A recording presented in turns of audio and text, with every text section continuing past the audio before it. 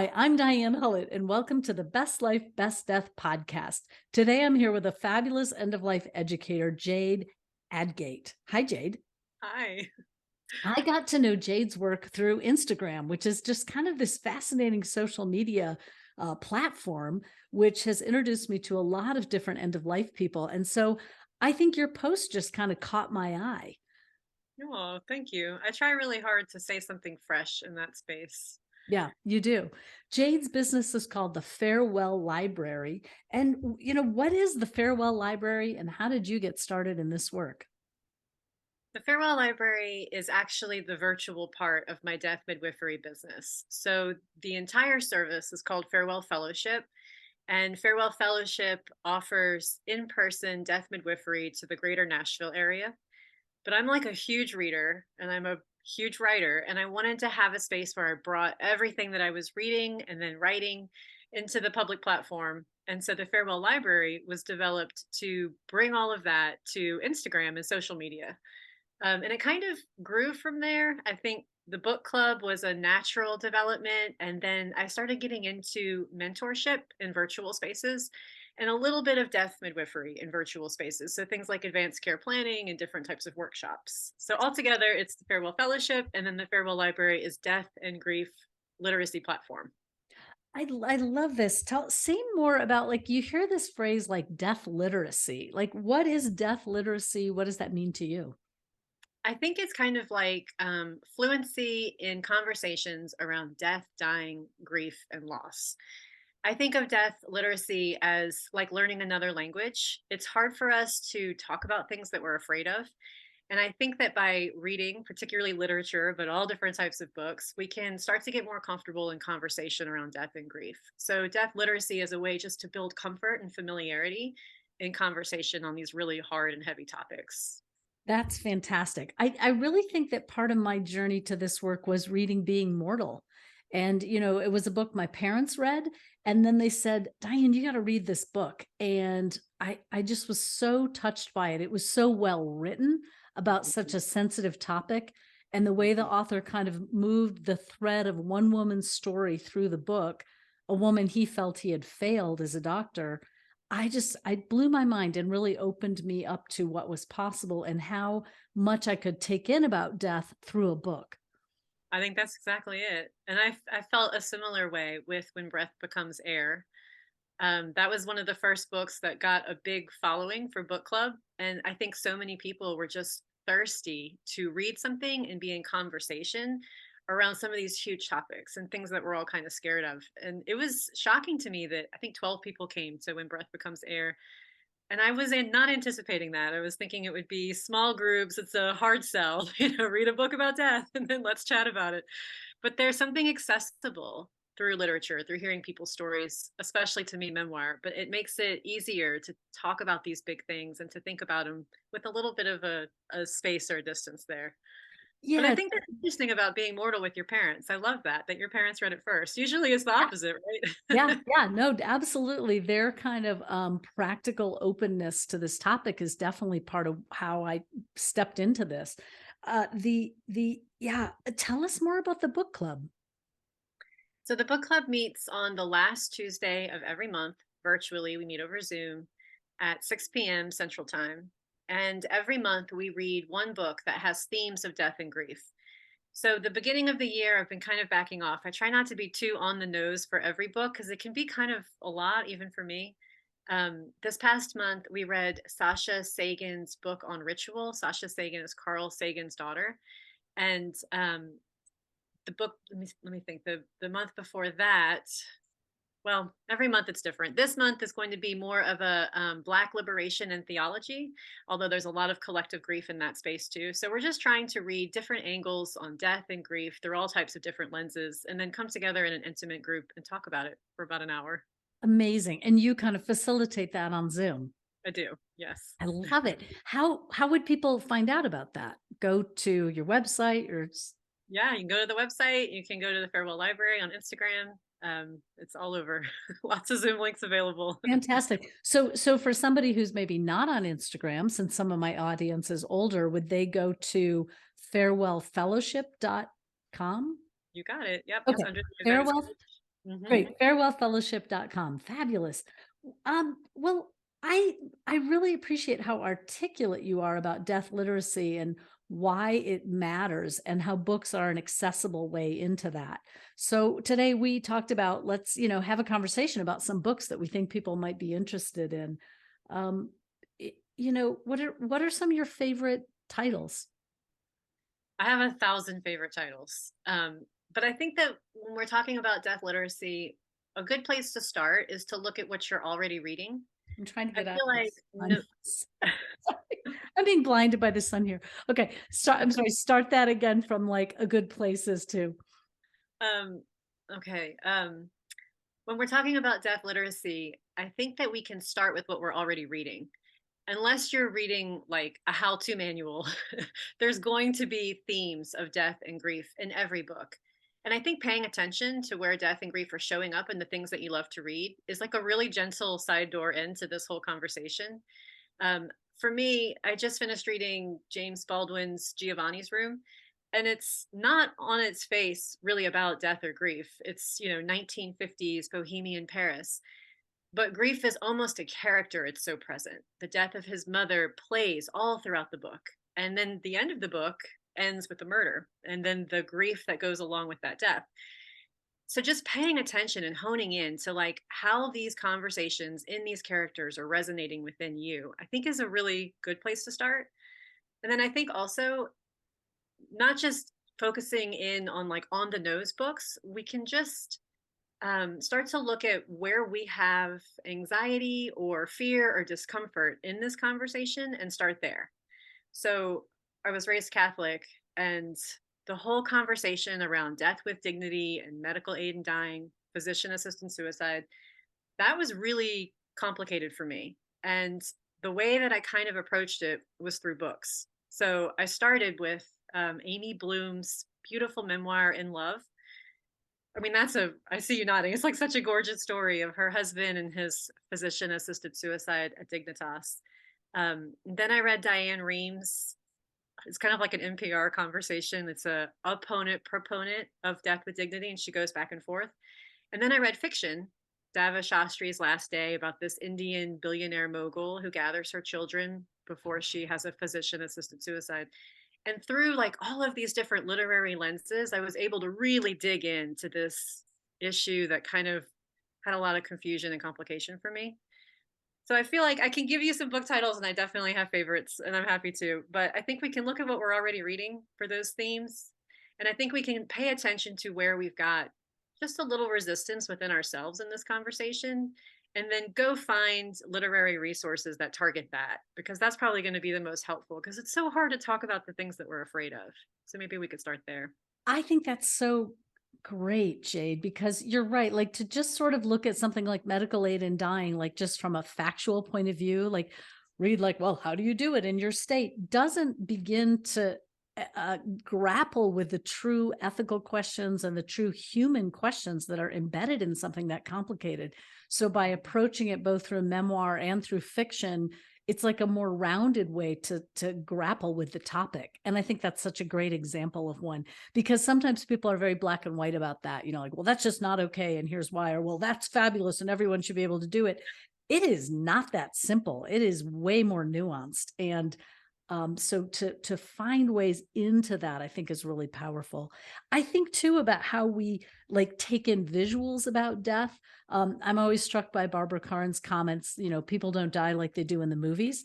So now I find myself really watching death scenes in movies. And my husband and I are currently watching 1883, which is about pioneers. And people keep getting shot, and they get shot and they just have like one little tiny hole in their chest and no blood oozes out. And there's no, the character still looks like themselves. They just happen to be dead now with this tiny hole. And I'm like, I don't know a lot about this, but I'm pretty sure that's not how a shot body looks. And yet that's what we're presented with about how shooting looks. So just as an example of how do we grapple with our edge. And I I think find that I do it visually as well as through reading. I think that's really important. And there's so many ethical questions there. The philosopher in me just, I'm always so curious about how, as a culture, we are obsessed with true crime. We're obsessed with the sensational side of what death looks like in our world. And then when members of our own family are dying, we're all kind of hands off because it's scary. And so that to me is really fascinating. Like, what are we attracted to and where does it make us uncomfortable?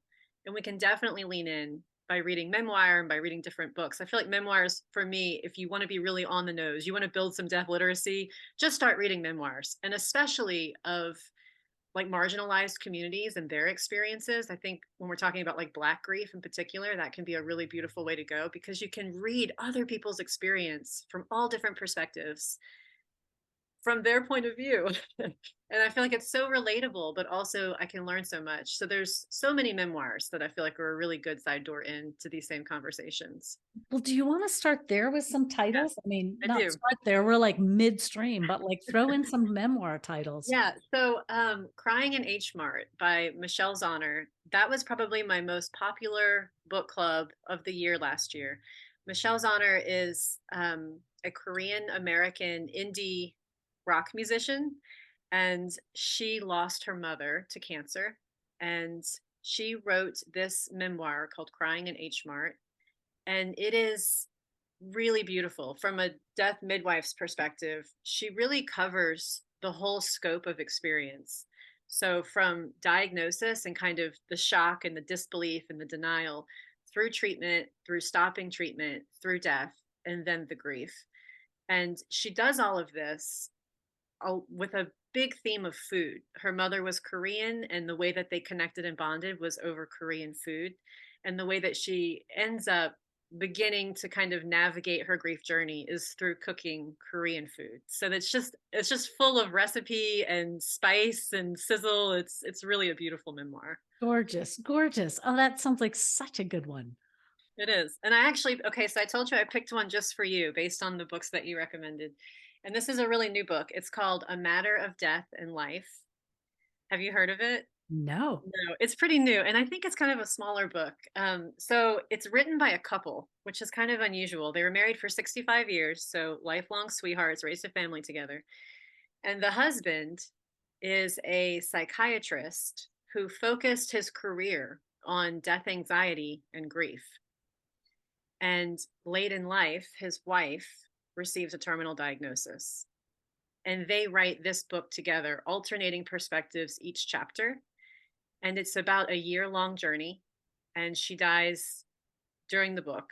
So you watch her kind of grapple with this diagnosis. You watch him go through all the anticipatory grief and the caregiving and his own contemplation with mortality. And then after she dies, you watch him kind of start to navigate what it means to be alone after losing your partner of 65 years. It's beautiful. Oh, it sounds lovely. I'm putting that at the top of my list. I think you'll like it. I had just bought the Jodi Picoult, I don't know how to say her last name, Picoult book. Picoult? I don't know either, but I call It has a Picoult. death doula in it. Is that Wish You Were Here? Someone recommended that one to me recently. Yeah, I'm totally spacing the name. This is no good. Judy Picola. She has so many books. Jodi, yeah, the well-known So author confusing. Jodi's got a great book with a main character as a death doula. Several people have read it, and I've just not read it yet. So, but that is fiction, and I think I'm going to set that aside and go for this one you just talked about. That sounds amazing. Well, I mean, I think you can definitely work with fiction too. I'm trying to think of any of the books that I have to recommend are fiction. No, but I find that, like I was saying about Giovanni's Room, I mean, even in fiction, the themes are there. You just have to look for them a little bit more, play with it a little Sure, bit. because themes of grief and loss and love are huge themes. They're huge themes of living, and they're huge themes of fiction, therefore. I mean, my like fantasy escape when life gets too heavy is I love to read romance novels.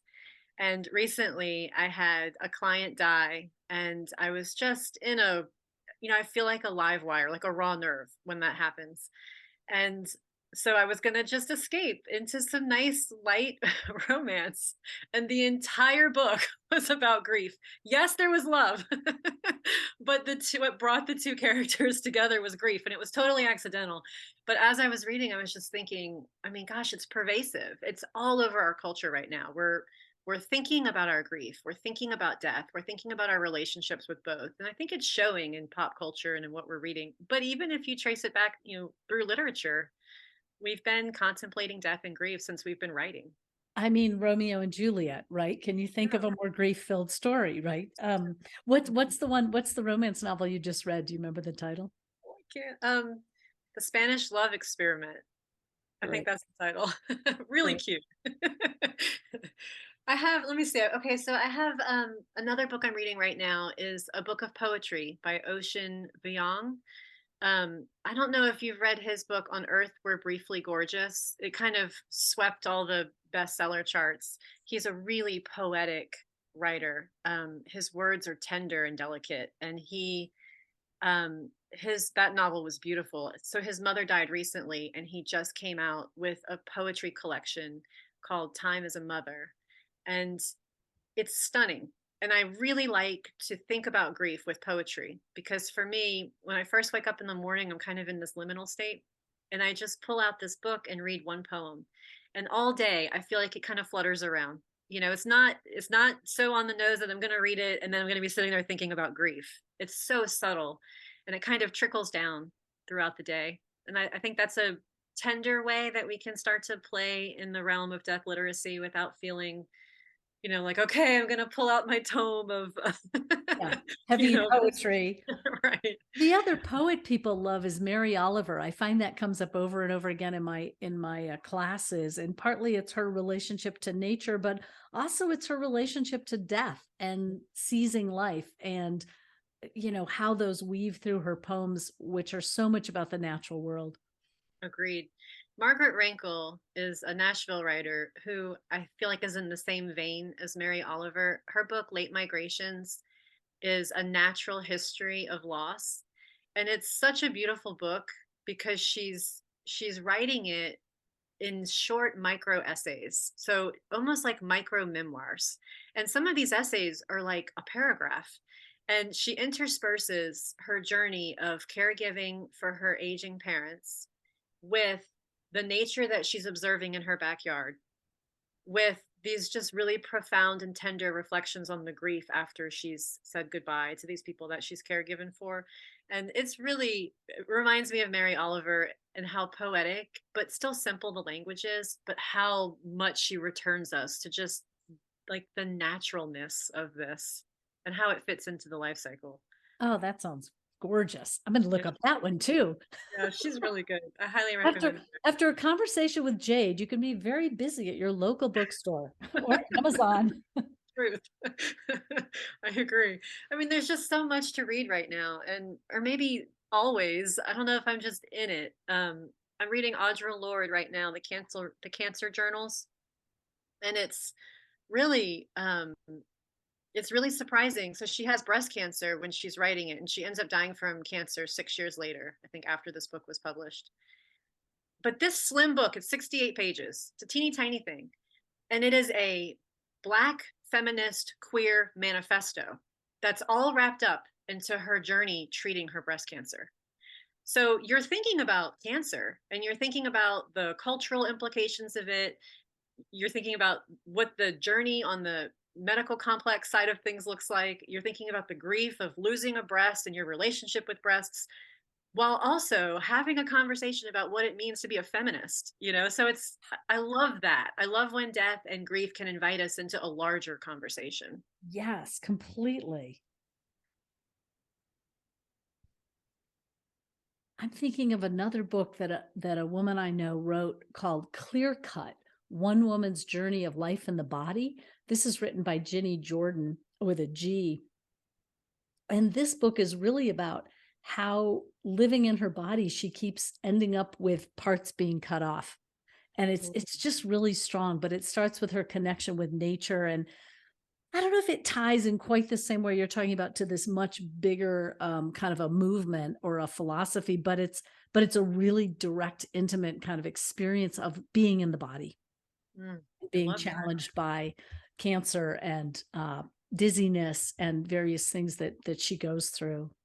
That sounds really good. I think gonna add that one to my list. Add that to your list. Yeah. We'll keep each other busy for months.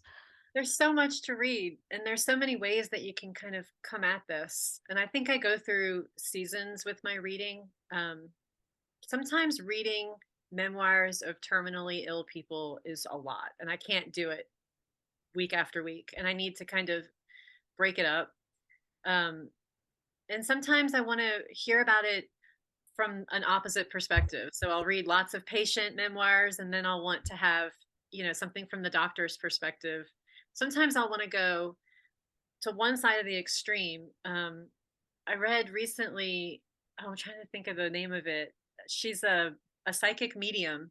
The book was called Signs. And the whole book is about communicating psychically with our dead loved ones. And that was actually, I think, last February's book club pick. And then this year, I went to the complete opposite side to read Carl Sagan's Daughter on ritual. And it's really a way to devise, it's called For Small Creatures Such as We.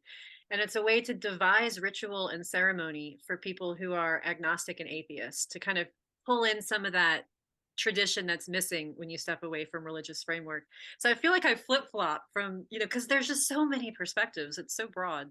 I love that. I think that's part of what's so great about what's available in this genre of books right now. There's just a huge range. Do you have any favorite doctor perspective or nurse perspective books? No. I mean, I really did enjoy When Breath Becomes Air. I love Death is But a Dream by Christopher Care, Dr. Care. I think that one he's talking in that one about the end of life visions that many people experience. And I picked that book up because I had a client who was having really agitating visions. And I wanted to understand as much as I could, maybe where they were coming from or what could be done to kind of provide some comfort. And the whole book is just, he's a palliative care doctor. And I would say it's like hundreds of stories of people's deathbed visions and the similarities between them, which is really fascinating. And the breadth of experience. So that one might be one of my favorites from a doctor's perspective. Yeah, I think he's so interesting, and he has such an accessible TED talk about it too. And I thought it was so neat that he really decided to research that. So I think anecdotally, almost everyone I talk to has a story about something happening, very vivid, lifelike dreams or visions, or yeah, as you said, and a thread runs through them. Mm-hmm. But he really said this should be researched instead of just anecdotes. And I love that.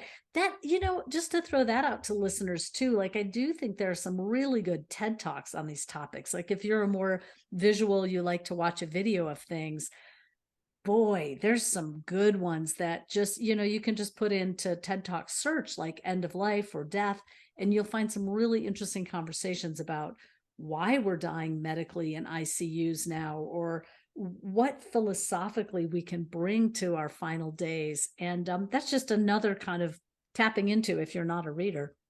I think that's a really good idea. I like the TED Talks too. I have to break up my reading because I read so much. So one of my kind of tricks is that I only listen to nonfiction. So I listen to it on Audible, or if I can get it from the library. But I like to listen to nonfiction, especially memoir, if the author is reading it themselves. I feel like I'm just almost listening to like a long interview or a podcast. And then I tend to read the things that are a little juicier. On my Kindle, I keep my fiction, and then I keep books for poetry. So I try and regiment it a little bit so there can be some order. Otherwise, it's just like a giant stack of books. I think that makes a lot of sense. And we all have like the joke of like the stack on our nightstand, right? It occurs to me to say, I think it's interesting to say to listeners, like, try some of these books before you need them. Like, there's something really about reading these books in my 50s that I think kind of softens the landing down the road. I think it's hard. Like I look at one friend's mom is in her 90s now. Well, she doesn't want to sit down with a book and read about how to prepare for a good end of life. She's sort of living it. And yet I think if she'd read a book in her 70s or 80s, she would be having an easier time with kind of the adjustment from a fix it mentality to a how do I manage these symptoms that I'm having? So there's something about, read early and often, right? I totally agree. And thinking about a book from a doctor that I recommend, do you know Dr. Catherine Mannix? She's a palliative care doctor, and she wrote a book called With the End in Mind. She has another one out more recently called Listen, The Art of Tender Conversations. But that's, talking about um, the our elderly loved ones who are thinking about reading around death. Those are tough conversations to have, especially I feel like with our parents. And sometimes we need a little boost. So Dr. Catherine Mannix has both the book to read with all these stories of hospice patients and just different end of life scenarios. And then she also has a book about how to have these conversations with your loved ones, which is super helpful. And she breaks it down with real life stories. Oh, fantastic. That sounds, I think she needs to be on the podcast. She's really, really good. Highly recommend her. Well, thanks so much, Jade. I think these are all just fantastic resources. And even just the kind of thread of like, read early and often, find your way into it, whether it's fiction or nonfiction. You don't have to dive into the hardest book possible. Start with what draws you. And there's a lot of different ways in, but any of it will kind of increase your comfort level with your death literacy. I think you hit the nail on the head. That's it. And I think if you want to do this in conversation with others, you should join Jade's book club. That sounds fantastic. We're always looking for new people. I find that people, it's not like a regular group that meets every month. You drop in when the book speaks to you and when it calls you. And I really like it to have that feel to it because I feel like different books speak to all of us, and being able to come into a safe space and talk to other people who were called by a particular book, it really feels like a blessing. And also, there's a resource called Bovival. I don't know if you've heard of it, but it's a death literacy platform, and they have book reviews. They link up to Bookshop. They do different documentaries and songs. It's all kinds of great resources that's curated for death literacy. How do you spell that? Bovival, Bevival. So it's Great. bovival.com. The Farewell Library is also there. And they have, so my book club works with theirs. So it's the Long Before the End book club. Awesome. Awesome. So you can find out more about Jade's work at farewellfellowship.com. Yep. And you can find out more about the work I do at bestlifebestdeath.com. Thanks so much for joining me, Jade. This has been fabulous. It was awesome. Thanks, Diane. Thank you.